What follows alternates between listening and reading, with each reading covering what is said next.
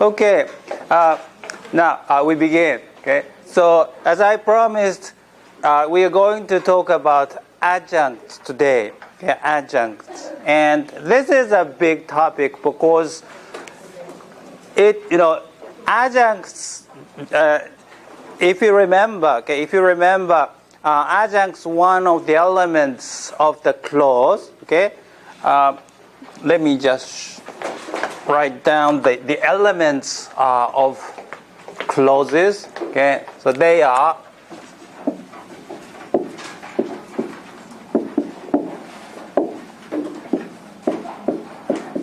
elements of the clause. In some sense, this kind of thing, elements of the clause, and also parts of speech as well. Parts of speech. Okay, those things are, in a sense, very general categories, not necessarily belonging to the grammar we are now investigating. Okay, so we are investigating grammar for colloquial spoken English. Okay, from the viewpoint of let's say processes, functions, and communication, right? Okay, so the grammar we are thinking about, is somewhat new compared with, things like these. Okay, things like these are, probably, something you find in traditional school grammar as well, right? Okay, so even in your high school grammar, you encountered parts of speech, nouns, verbs, adjectives, and so on. Okay, parts of speech. And also elements of the clause, which are subject and finite, okay, predicator. Of course, you didn't use the word predicator, but instead you used the word verb, right? And also complement, which is usually referred to as object, right? Object, okay? Okay, and adjuncts. For adjuncts, high school English, high school English seems to use many different names for adjuncts. Okay, so some people use adverbs, right? Adverbs. Okay, and also there are some people who prefer the term like modifiers. Okay, modifiers. Okay, so but all these seem to refer to the same element, and so in that sense, the point is this. Both parts of speech and elements of the clause, like subject, finite. Okay, so both of them are found in traditional school grammar. So they are not necessarily part of the grammar we are studying. Okay, so the grammar we are studying is, it's functional grammar. Okay? Functional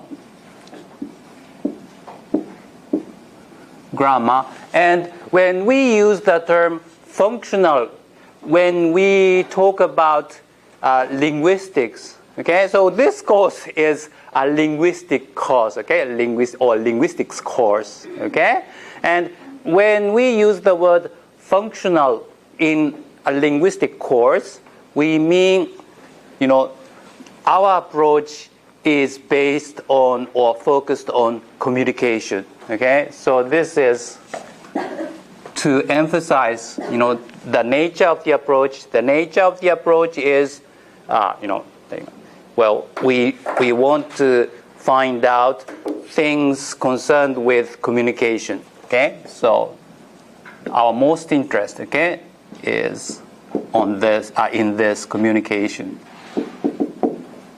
Okay, so you see the difference, right? functional grammar and traditional school grammar. Okay, but they share some components, and parts of speech and elements of the clause. These are the components also shared by functional grammar, but not necessarily. Okay, they are, part of functional grammar. Like a proper part. Okay, proper part of functional grammar. Okay, so proper part.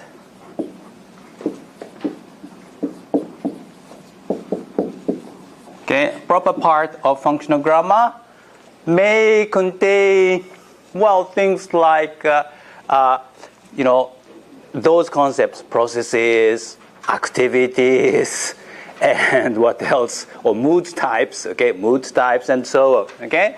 So they are the real parts of functional grammar, okay? And today we are going to talk about adjuncts.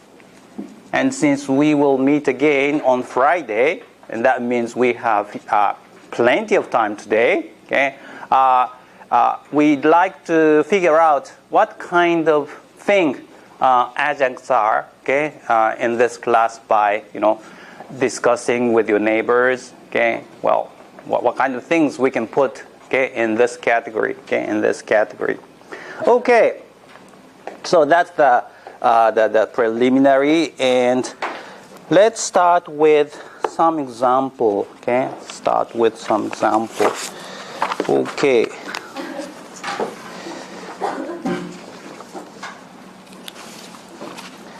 So if we look at our material from Eggins and Slade book, okay, adjuncts are discussed from,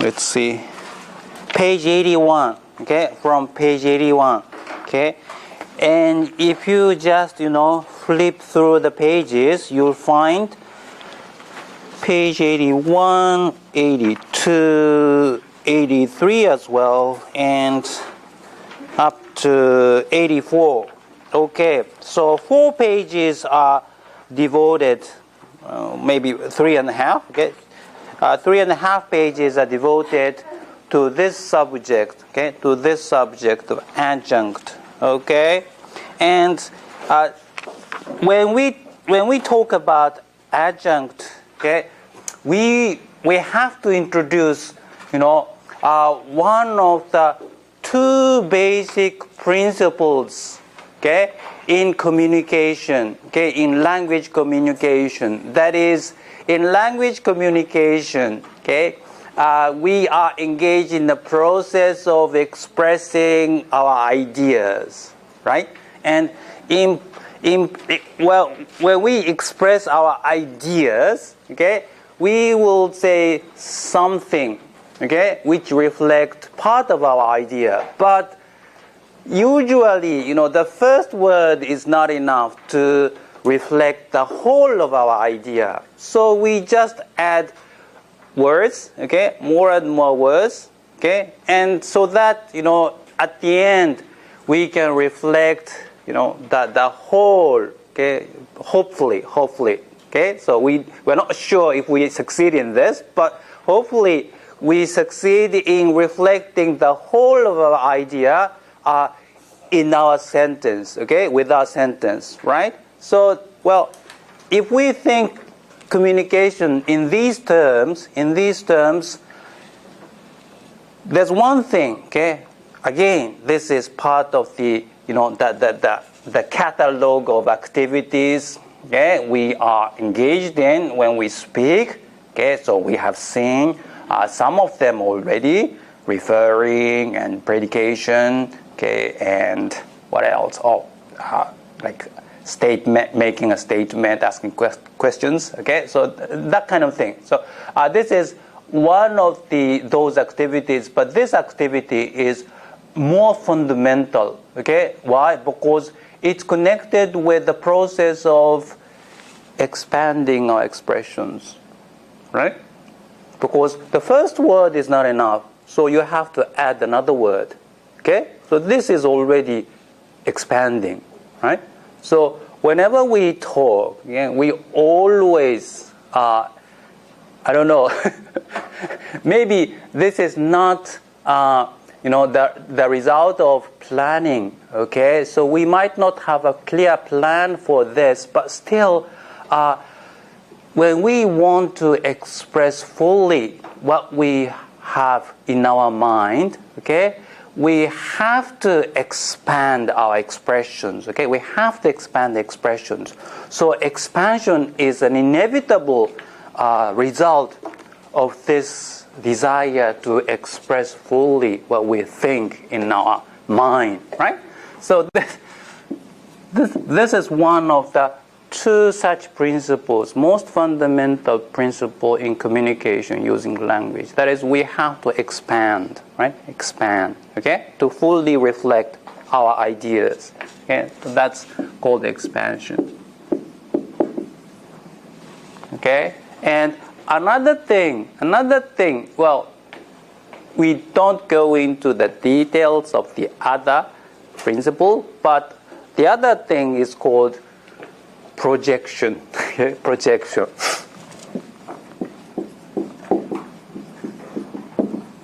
Okay?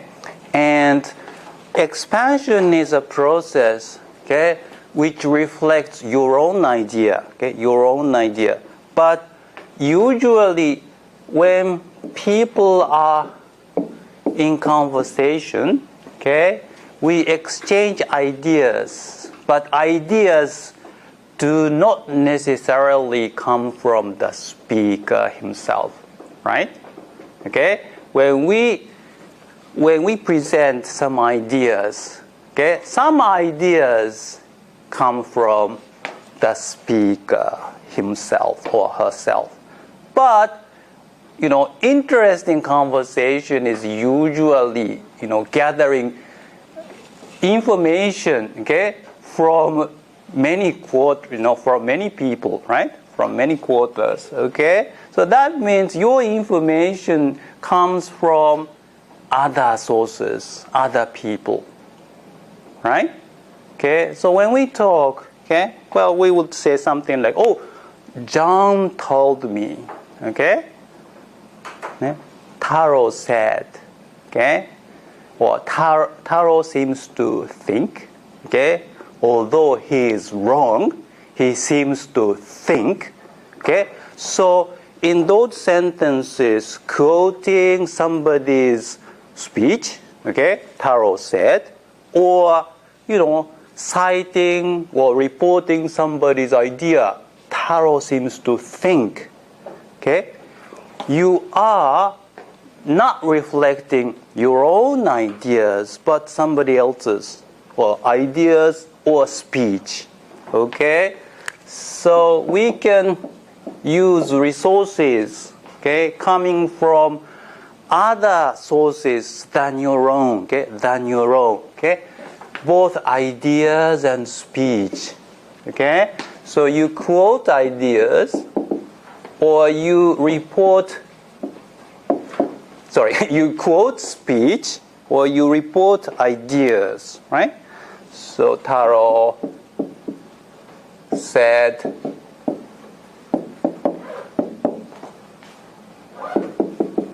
blah, blah, blah, okay?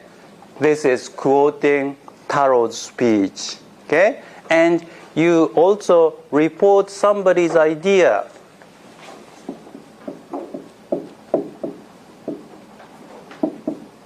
Oops.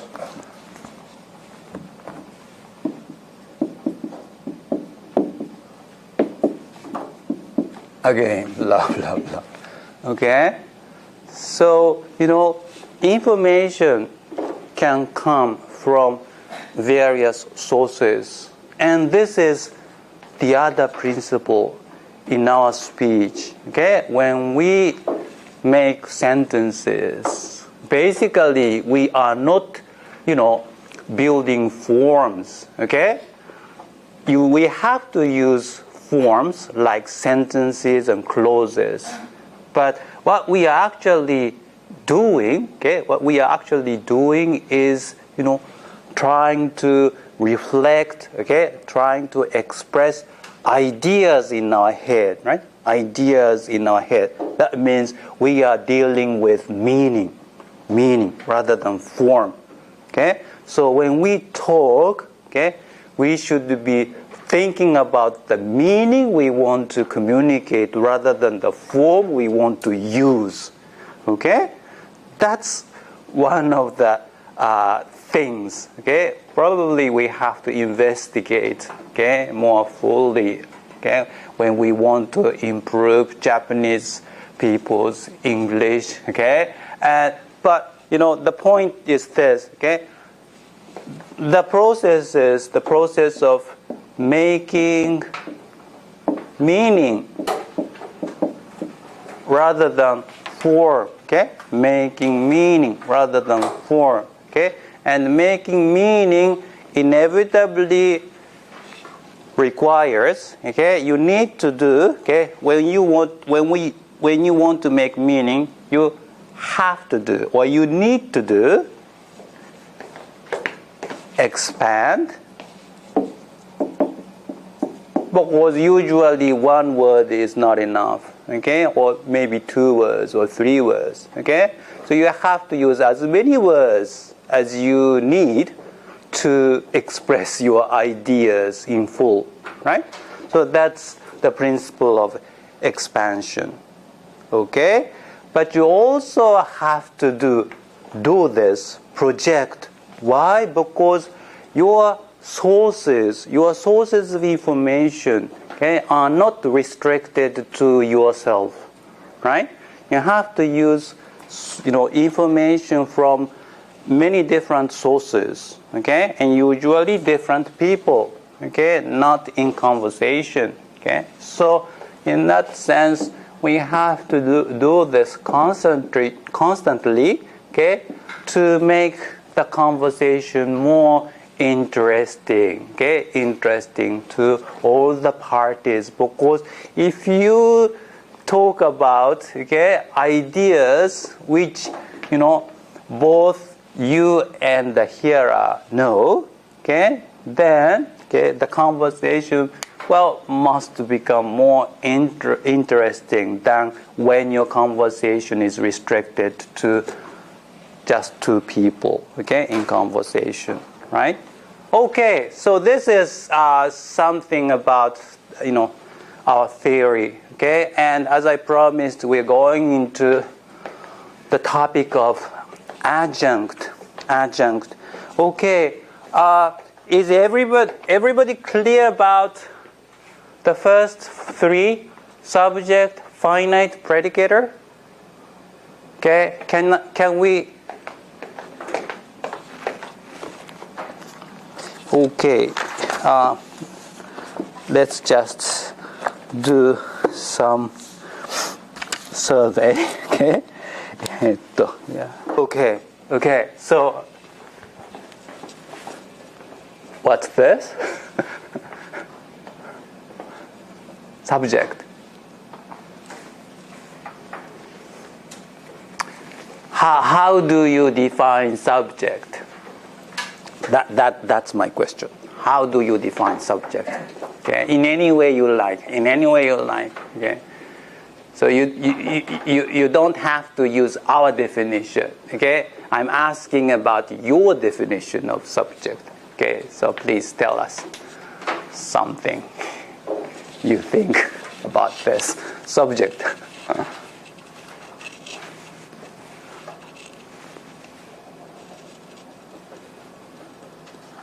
Well, it's something that appears, okay, usually at the beginning of a sentence, right? Okay, and what else do you know? Some grammatical aspect of subject you know, or you learned at school. Okay.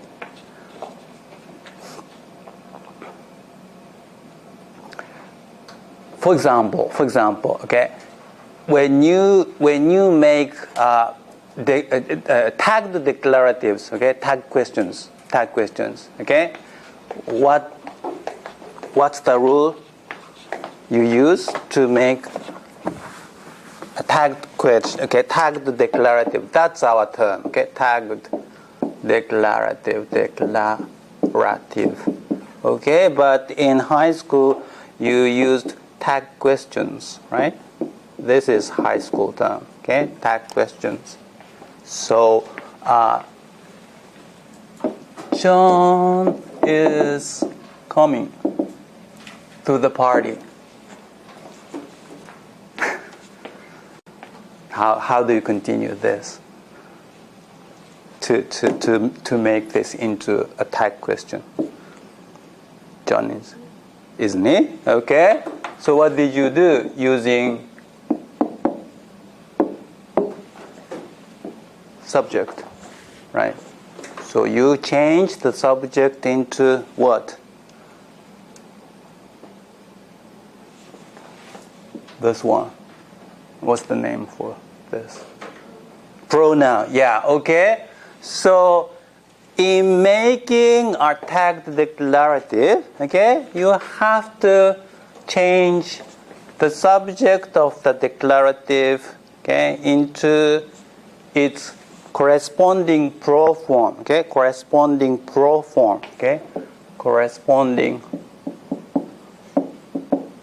proform. Okay, and since this is a noun, you use a pronoun, right? Pronoun, okay? And you use some other things as well because you see this, okay? This is flipping of polarity, and also you use finite, okay? Here with its predicator, right? So this is a fairly complex process, right? But still, that this students are drilled, trained in handling this without, this kind of explanation. Okay, so that kind of practice is very, very important, but it's also important to understand, what kind of mechanisms behind this. Okay, but anyway, so this is, one way we use subject. Okay, finite. Oh, let's ask many people. Finite. So, what's finite?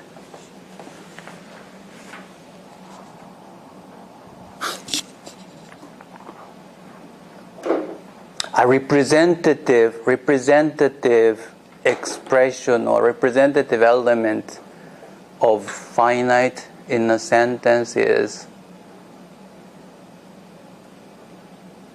tense. Okay, tense. Okay, why? Because probably this is good time, okay, for reviewing some of the things we did before. Okay, subject in terms of functional grammar is that element, okay, standing for the next topic, okay, which you bring up, okay, and usually which you place on the table of negotiation, right? So that's how we define subject, okay? And this is one characteristic of English and other Western languages. And Japanese doesn't have this process. So that's the difference between Japanese and English. And that's the difficulty Japanese students have. Because when we say something, okay, in Japanese, we don't have to, undergo this process of bringing up a subject, okay? And in English, this is a necessary step, okay? Why? Because English sentences must have a subject, right? But Japanese sentences do not, okay? You can say anything in Japanese without having a subject, okay? But in English, a subject is a necessary component in a sentence, okay?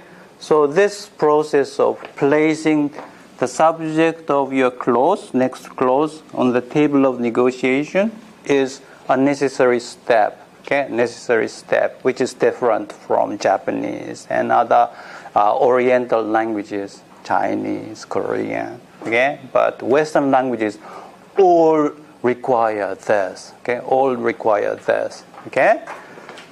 And then, this is, our definition of subject. But what about finite, okay? Finite, okay? So finite is to connect your sentence with this conversation situation, okay? So the function of finite is connect your sentence or your clause, connect your clause with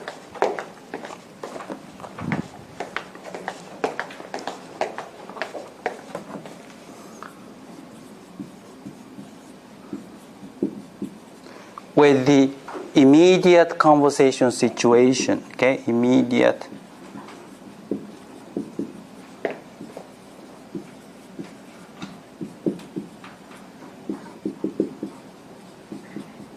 situation, okay? So what do you do when you want to connect your clause, your sentence to the immediate conversation situation? Immediate conversation situation is represented by here and now, okay? So here is room 11405, okay, at Sophia University, okay, Yotsuya campus, okay? And then now is 9, probably 51, okay, according to my watch, okay? This is Wednesday, okay, 26th of October, okay, 2011, okay? Year 2011. Okay, so this is now. How do you connect your clause according to here and now, which is reference points? Okay, reference points.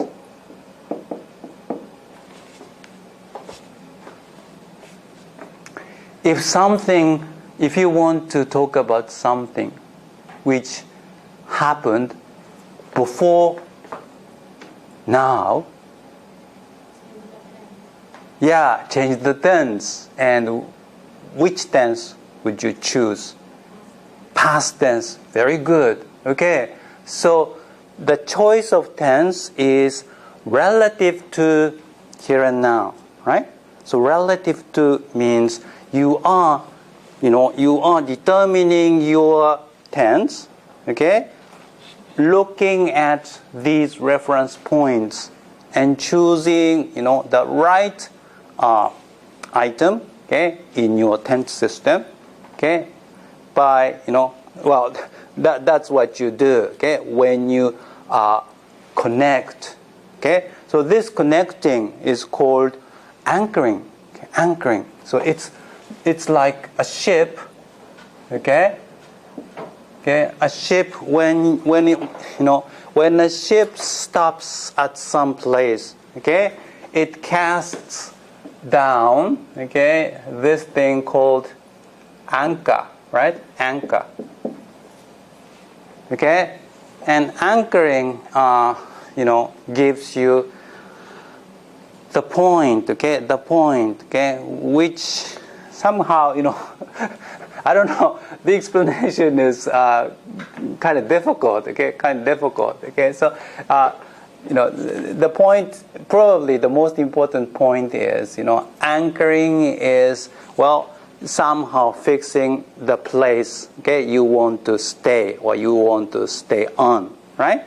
Okay, so anchoring, okay, in language comes in terms of choosing the right tense. Okay, according to these reference points here and now. So that's the function of finite. Okay, so finite, represented by tense. Predicator is, of course, verbs.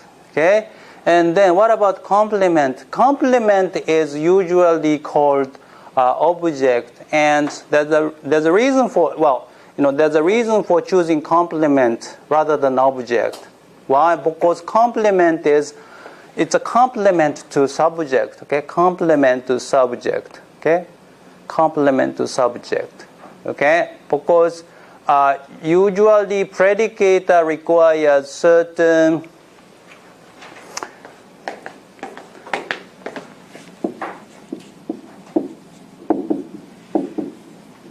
okay, predicate, since they are verbs, okay, well, predicators need certain additional elements, usually nouns, okay, and those nouns are called arguments of the predicator, okay. So they require a fixed number of arguments, okay. They require a fixed number of fixed number of arguments.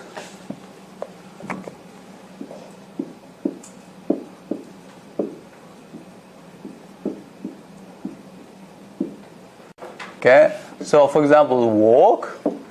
Okay, how many arguments does walk require? How many arguments does walk require?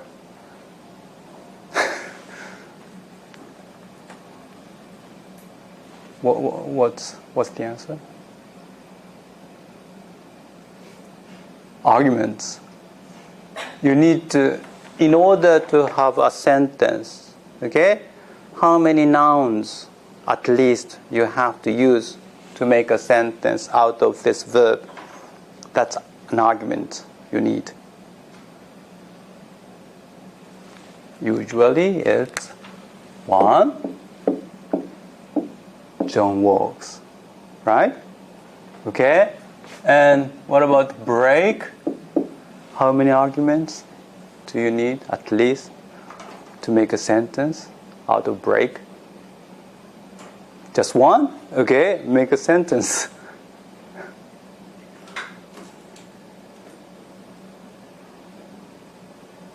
Two? Okay. Can you give us a sentence using two nouns?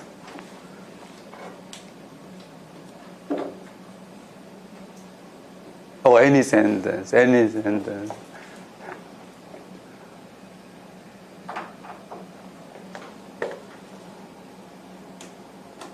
John. Uh-huh.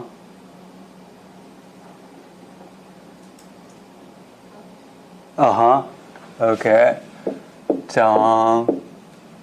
Probably broke is better, right? John broke a cup or the cup. Okay.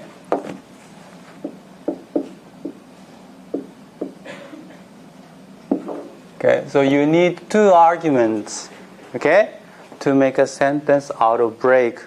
But as you said, sometimes, without anybody doing anything, the cup just broke, okay, on its own, right? So the cup broke. Okay, so you can have this variant as well. So break can take either one or two arguments to make a sentence, either way, right? Okay, so this is the idea of argument. Okay, and since when you have two or more arguments, or there can be three arguments for some verbs, can you think of a verb which can take three arguments?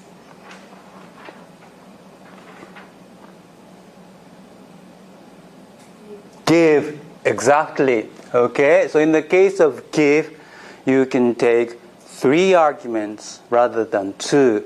Okay, let me just, explain why we choose the label complement instead of object. Okay, very quickly. Complement is, the label is chosen in this sense. Okay, complements are those elements which are potentially, which are potentially subjects. Okay, potentially subjects. Okay, so when you have this sentence, since this is subject, and this should be the complement, right? And this is a potential subject, okay? Potential subject, okay? Which means if you change voice, okay, from active to passive, the complement will become the new subject. Okay? So that's why we call some elements complements, but other elements adjuncts. So those elements which are potential subjects are called complements. But those which cannot be a new subject, okay, they are just called adjuncts. Okay, they are just called adjuncts. Okay, could you turn that sentence into a passive counterpart? The sentence into a passive. ukemi. Very good. Okay, a cup was broken. Okay, by John. Now we have our former complement promoted to subject, right? Promoted to subject.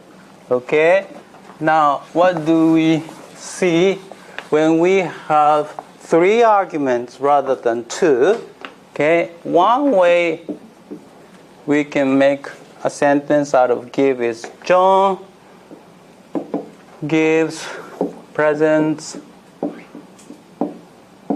to the children from time to time. Okay, so here we have 3 arguments, but actually we have just one complement, right? And the last argument is, realized as adjunct, okay? Adjunct. Why? Because when you want to turn this into a passive, okay, your new subject can only be this, right? And this cannot be your new subject. Okay?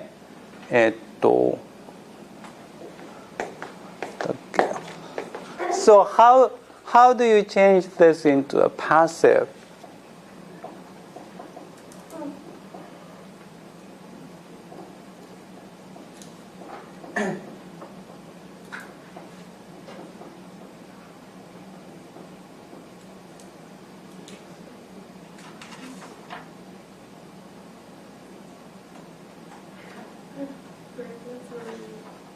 Presents are. Presents are, present tense. Presents are to the children from time to time by John, right? Okay?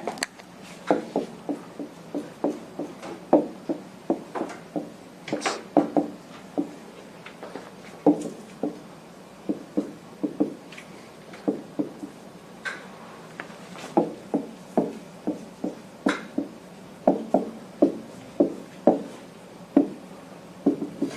What about this? John gave Mary the watch. What's the passive for this?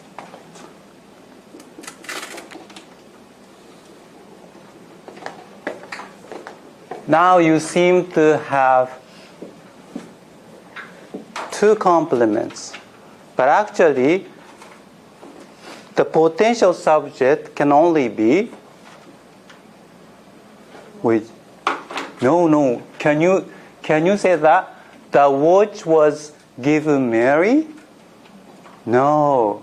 So the correct version should be Mary was given the watch, right? So this is how complement works, okay?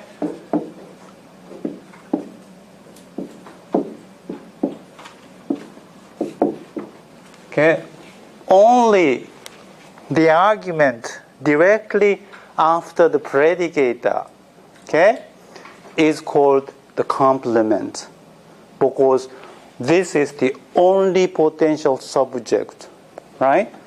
So that's, why we choose complement rather than direct object and indirect object. That confuses, our heads, right? Now we know up to complement. Then what about adjuncts? Okay, as we've already seen,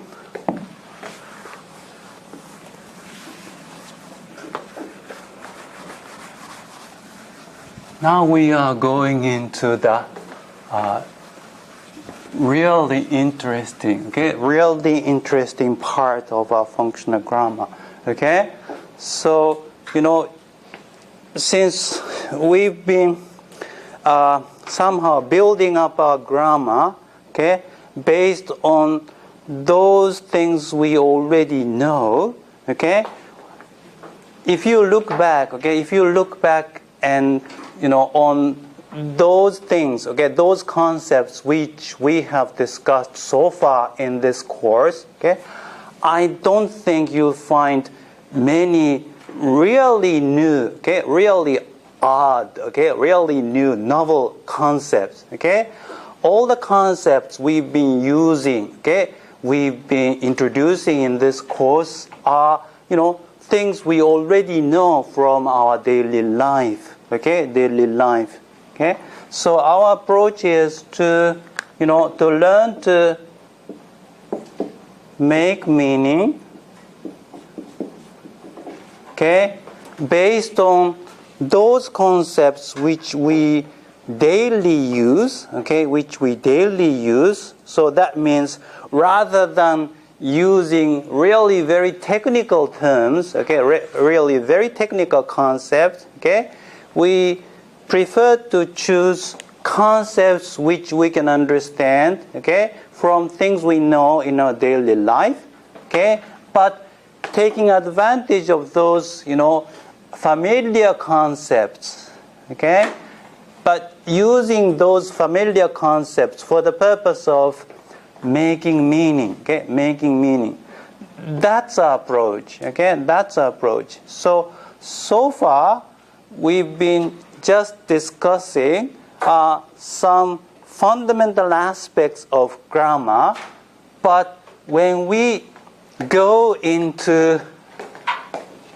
this subject, okay, adjuncts, okay, as we have already noticed, this topic represents one of the two fundamental principles for, developing our speech, developing our expressions, okay? Developing our expressions involves two principles. One is expansion, okay? The other is projection, okay? This is, the concepts themselves are, as I explained, something you already know, okay? You expand, okay? You just, stretch something out, okay? Or project. Project is you use something, but you cast the image of that something probably onto the wall or something, right? That's projection. But, based on some such familiar concepts, okay, we'll show that we can explain many things we are doing during our speech because we are interested in the process of speaking, right? Speaking, okay? In the process of speaking, we make lots of decisions, okay? Lots of decisions, okay? So, what kind of decisions are involved in our, speech process? That's our main interest, right? Okay, so when we talk about adjuncts, okay, we have to talk about expansion, okay? Maybe not projection, but definitely, okay? Some of this, but definitely expansion, okay? So in that sense, this is just to alert you to this new situation. Okay, you are entering. Okay, so we are now entering the new situation, which is, well, this is something, okay, you've never heard before, expansion. Okay, but we want to approach this, okay, maybe very gradually, okay, slowly, okay, by taking steps. The first step is this: we want to associate adjuncts, this topic, with the three levels or three perspectives of language. Okay, we already discussed. One is clause as message, and the second one is clause as exchange, and the third one is clause as representation. Okay? Well, let me just let me just say this, okay, as a kind of reminder, okay? As I said, we are working with these words, okay, with these labels. These labels might be somewhat unfamiliar, okay, probably very new to you when you study grammar or when you study linguistics, okay? But, you should think in terms of your daily, everyday language, okay? Your everyday language, okay? When you think of your speech, okay? In daily life, okay? I don't think you find none of these terms very new or very unfamiliar, right? You use terms like messages, exchange, representation all the time, okay? So the only difference is we are using these concepts in order to explain grammar. So that's something quite new, right? That's something quite new. Okay, probably we should. Is everybody very sure of the meaning of these three phrases? Or probably not, okay? Probably not. Okay, so let me just do a quick review, okay? What's this? Clauses representation.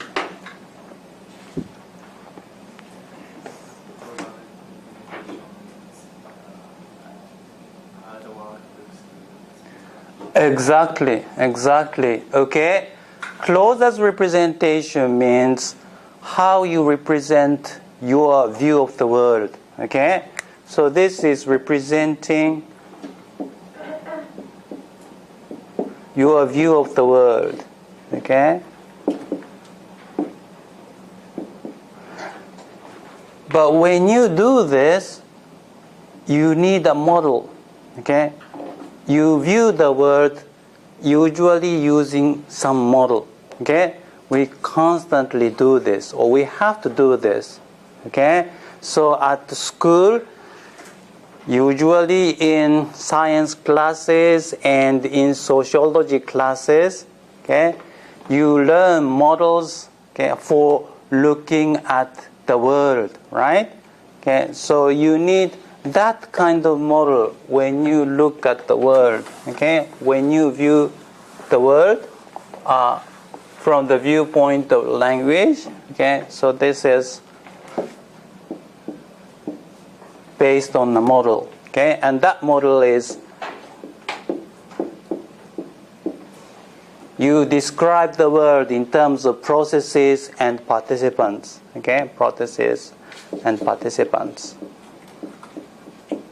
So this is how we approach this perspective of language. Okay, clothes as representation. So sentences are representations of your view of the world. So that's the point, right? Clothes as exchange.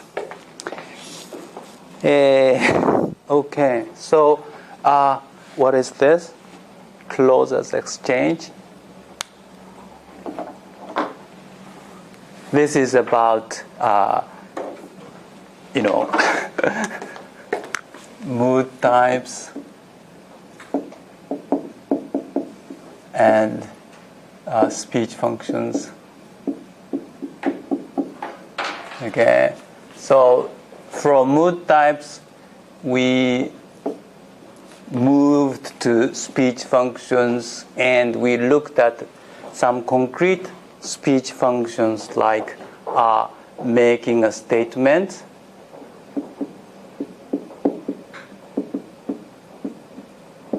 asking a question, okay,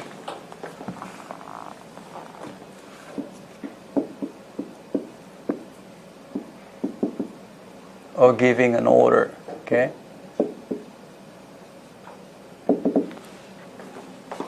So, what is clothes as exchange?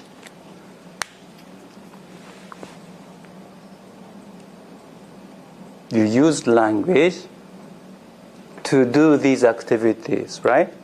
But doing these activity means what? Right? Communicating with others means interacting. Okay? Interacting with others. Okay? But interacting with others means, okay, that you are playing your part in society, right? So in any interaction with other people, okay, I think you have to do something you are expected to do, right?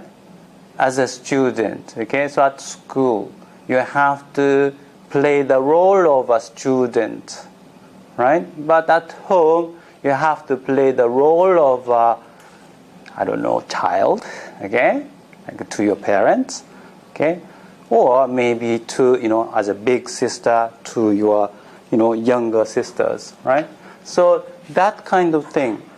Clothes as exchange means you are acting out your social relations, okay? You act out your social relations. Okay? And closest message is the well, probably in terms of language, this is important, okay? Very important, and probably the most important. But in terms of studying grammar, this part is rather difficult, okay? So this is about connecting your speech with context, okay? Connecting your speech with context, okay? In that sense, it's quite similar to this, but one difference, okay? Connecting your speech with context. But this is all about your partner, okay? This is all about your partner, okay? So you want to draw or direct the partner's attention to the right, to the right direction, okay? So you point the partner's attention, okay, to or in the right direction.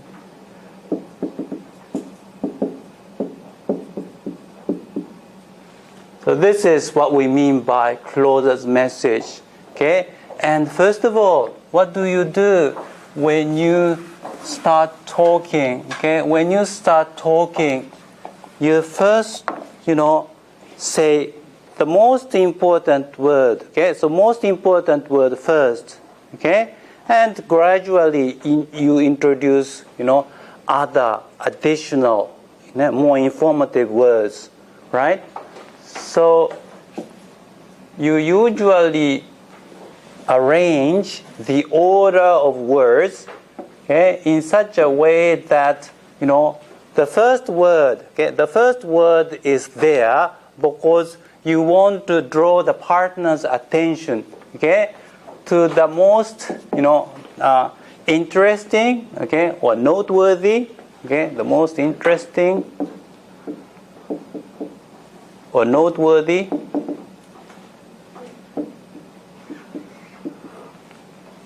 information, okay, to the noteworthy information. So I showed this example to you.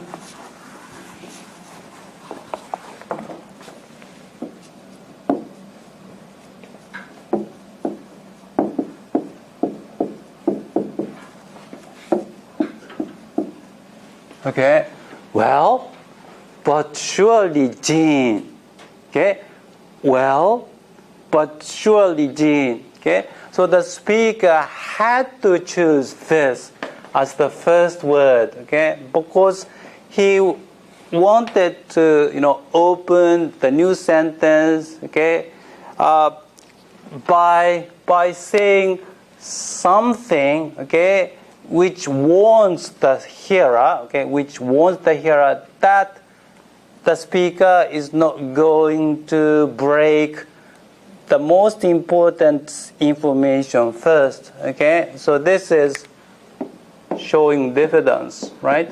Diffidence, okay? So he just said, well, okay, I'm going to tell you something, but I don't want to say it first, okay? So, well, okay? So this is just a kind of preamble, right? Preamble, okay? Okay, and but, okay, but, so this is showing that, well, I'm going to say something which is contrary to what you think, okay? What you think or what you said, okay? Again, warning the hearer that what you're going to hear might be, somewhat unexpected, okay? Contrary to what you think, okay? So this is contrary to expectation.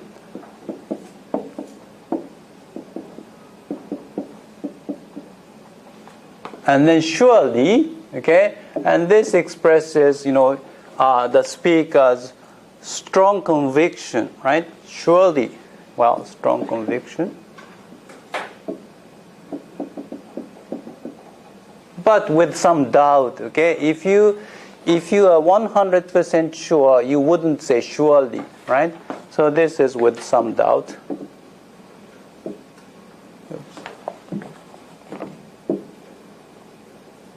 And then Jean, well, this is to get the attention of your conversation partner, okay? So this is an attending move, okay? Attending move, okay? And then the real information is this: wouldn't the best solution be?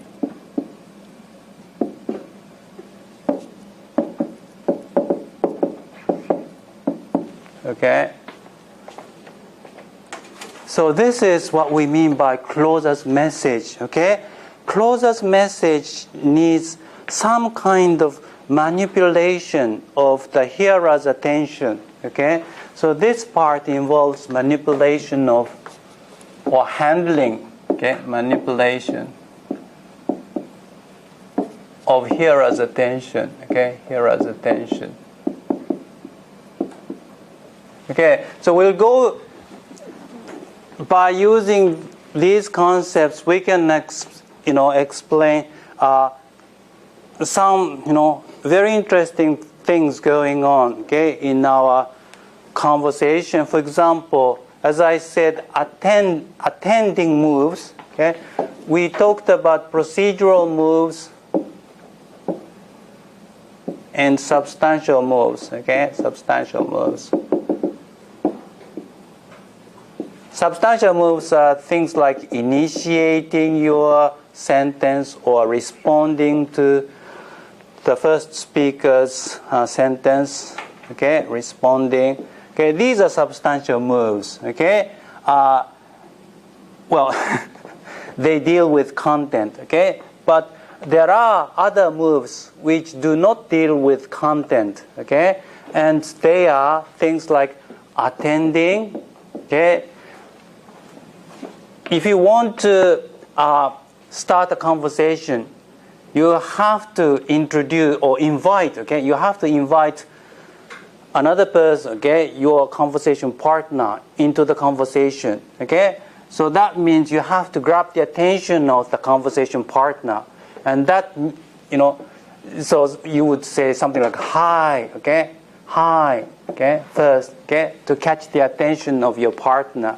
Okay, and if the partner is willing, okay, well, she will respond to this first call. Okay, so if you said hi, okay, your partner would say hi. Okay, that reciprocating this, right? So this is attending moves. Okay, attending moves. Okay, and in a conversation, when you want to make sure that that your speech is actually listened to, okay, is actually listened to, you want to monitor. Okay, you want to monitor. Okay, well, the situation, right? The situation. Okay, so you would say something like, well, are you with me? Okay, are you with me? This is something you say in a lecture. Okay, are you with me? Okay, up to this. Okay, are you with me? And this is monitoring move. And last time we talked about registering move, right? Registering move.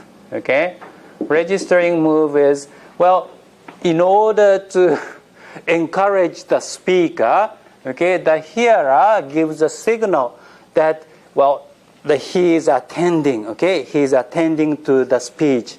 Okay, so register is to signal, okay, that the hearer is attending. Okay, the hearer is attending the speech. Okay, is attending to the speech. Okay, attending to the speech. Okay, so this is what we saw when we looked at the example of, well, the example of this interview, right? How many, you've lived in Charlotte for, and then Elisa says 5 years, okay? And the interviewer just echoes that, answer, 5 years, okay? So this is just to show that the interviewer is attending to the speech of the interviewee, okay? So to encourage the speaker, okay? And we also looked at some tracking moves, okay? Tracking moves, okay? So when you are not sure you heard the words correctly, okay, you would ask, okay, the missing information. You would ask the missing information, right? Okay, so that's called the tracking moves. Okay, now all this has to do with manipulation of, the hearer's attention or the speaker's attention, right? And this is,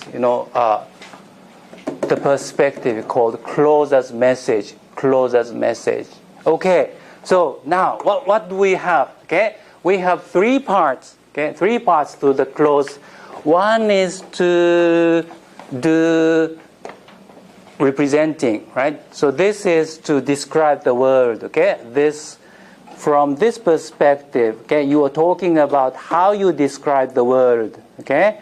And in the second perspective, well, you consider, okay, you talk about, what kind of activities you do when you speak, okay, when you speak, okay? So this is, how language is used, okay, as, as a part of your activity, as a citizen, okay, as a member of society, okay, so that kind of thing, okay? And then the last perspective is, well, actually, language, okay, language is a process, and in the process, okay, you have to consider the attention, okay, the attention your partner is like directing or paying, okay, paying to what you say, okay, to what you say, okay.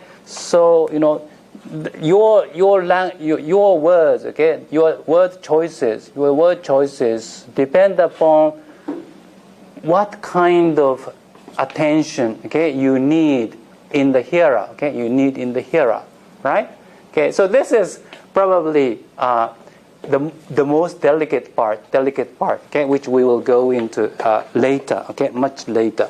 Okay, now with this background, we needed a lot of reviewing today, but with this background, now we are ready to go into, move to this new subject of adjuncts, okay, new subject of adjuncts. Okay, now we want to look at adjuncts, okay, according to these three perspectives, okay, and that way we can increase our vocabulary for conversation enormously, because when you talk, most of the things you are saying actually are not concerned with content, right? Okay, you are not describing the word, okay, when you are talking, okay? When you are talking, you are doing much of these other, these other activities like manipulating the hearer's attention or acting out your social relations, okay? Acting out your social relations, okay? So, for that purpose, adjuncts are very, very useful, and also, adjuncts are the chief means, okay? Major means, okay? Or major tool, okay? For realizing those perspectives, okay? For those perspectives, to realize them, okay? These perspectives. And if you don't think of perspective as a suitable word for this in this connection, then instead of perspective, we can use the word function. And because we are talking about very fundamental function, we can use the word meta functions. Okay, meta functions. Okay, so meals, not meals, not yet. It's means. Okay, not meals. Okay, so this is one probably the very first step. Okay.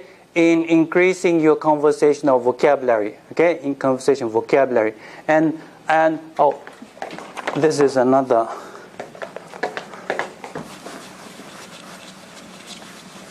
thing I want to say, okay, vocabulary is a set of words, okay, is a set of words, okay. So actually, you need not just one vocabulary, but many different vocabularies. Okay, vocabularies, and in that means different sets of words. Okay, different sets of words. Okay, different sets of words. Okay, and which is vocabularies. Okay, and especially in college, you have to have a vocabulary of academic words, right? A vocabulary of academic words. Okay?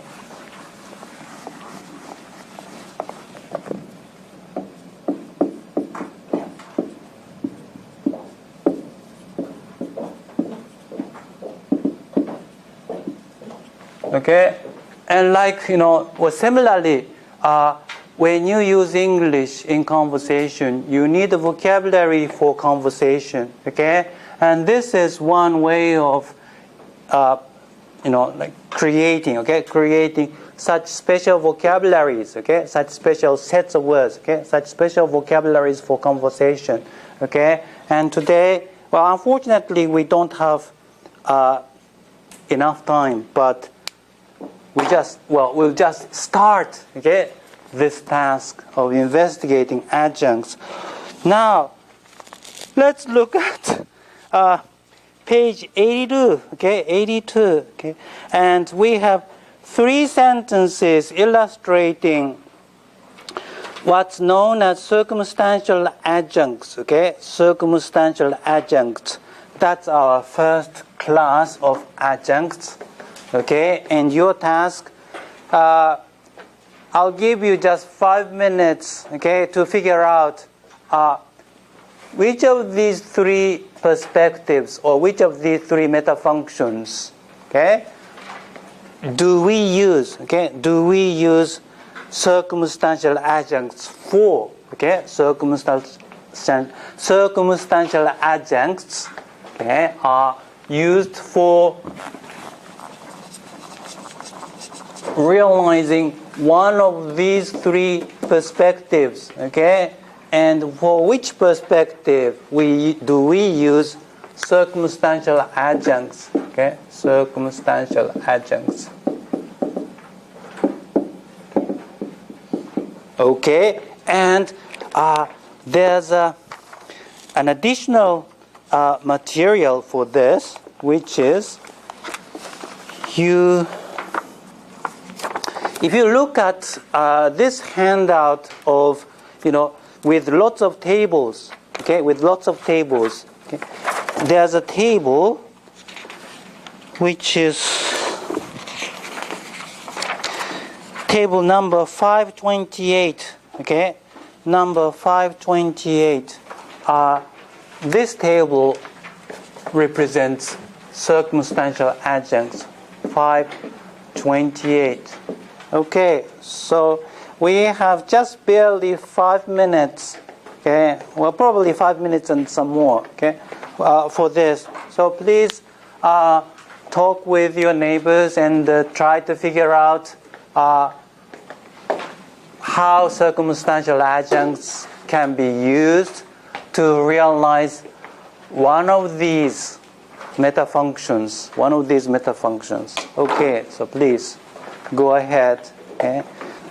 Okay, since we spent a lot of time reviewing many things, probably we'll do this task next time, okay, on Friday. And, well, I'll give you the answer for the first question. The answer is circumstantial adjuncts are for this perspective, okay?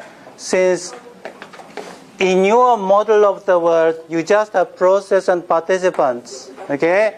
You have to expand this model, right? Okay. How many of you thought this? How many of you thought that, well, they are for representation? Oh, nobody. Okay. So, the idea is process, okay, this is usually represented by the predicator. Okay, participants usually represented by nouns or nominal groups, participants.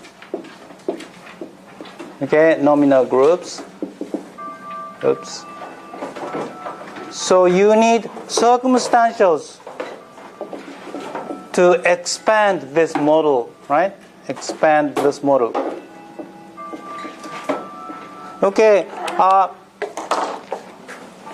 For next time, if you have time, please take a look at the following categories. Okay, conjunctive adjuncts and interpersonal adjuncts and conjunctive textual adjuncts. Okay, interpersonal adjuncts and textual adjuncts. Okay, so these are the categories which will help you increase your special conversation vocabularies. Okay, not just one set, but many sets of new expressions you can use. Okay, and for that, if you have more time, you can also look at some initial tables from this handout, okay? The handout with lots of tables, okay? Where you have comment adjuncts, right? And adjuncts of temporality, adjuncts of modality, and so on, okay? So we'll do this next time. Thank you very much. Okay, so that's it. Thank you.